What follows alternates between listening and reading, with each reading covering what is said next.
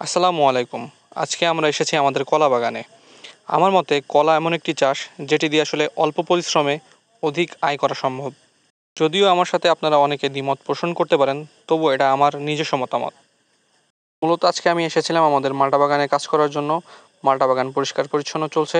তারপরে আমার এই বড় ভাই ফোন দিয়ে বললেন যে উনি কলা নিতে আসবেন। তারপরে আসলে কলা বাগানে চলে আসা লাগলো। তো উনি দেখে দেখে কয়েকটা কলার কাঁদি কাটছেন, যেগুলো উনি নিয়ে যাবেন আর কি। তো মোটামুটি উনি ৬ কাঁদি কলা পেয়েছেন, যেগুলো ওনার নেওয়ার মতো হয়েছেন।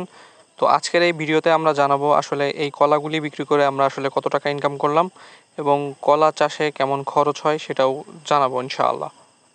আমাকে আসলে আপনারা শখের চাষী বলতে পারেন। আমাদের খুব বেশি সেভাবে চাষ নাই, কিন্তু যেগুলো আছে শখ করে আছে, তার মধ্যে কলা একটি।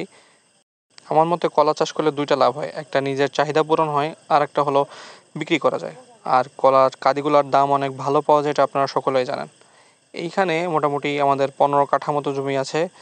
আর কলা মোটামুটি শেষের দিকে দেখতেই পাচ্ছেন সব কেটে ফেলা হয়েছে। বড় ভাইয়ের মোটামুটি কলার কাঁদি কাটা শেষ, উনি মোটামুটি ৬টি কাঁদি পেয়েছেন। এখন উনি কলার পাতা কাটছেন যেন কাঁদিগুলো খুব সুন্দর করে ওনার ভ্যানে বেঁধে নিয়ে যেতে পারেন। কলা পরিবহনের জন্য কলার পাতা ব্যবহার করা উত্তম একটি পন্থা, যেটা সবাই ব্যবহার করে থাকেন। কারণ এই কলার পাতাগুলি থাকলে কলাতে স্পট পড়ে না, যার কারণে যখন উনি কলা বিক্রি করতে যান তখন খুব ভালো একটা দাম পেয়ে যান। এর কারণে কলার পাতা দিয়ে প্যাকেজিংটা সুন্দর করে করা হয়। এই পয়েন্টে আমার কাজ শেষ হয়ে গিয়েছিল, কিন্তু আমি ওনার সাথে দাঁড়িয়ে দাঁড়িয়ে গল্প করতেছিলাম এবং দেখতেছিলাম উনি আসলে কিভাবে কলা বাঁধেন। কারণ প্রতিটা কাজেরই একটা নিয়ম আছে।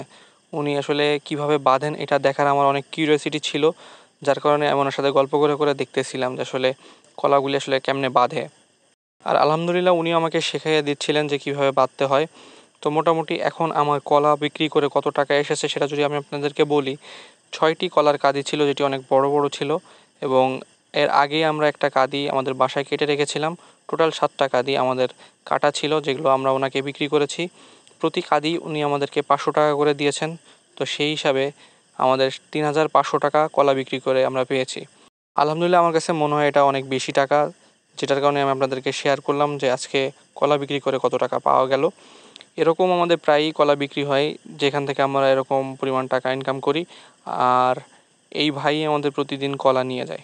তো আজকের ভিডিও এই পর্যন্তই। পরবর্তী ভিডিওতে দেখা হবে ইনশাআল্লাহ। আসসালামু আলাইকুম।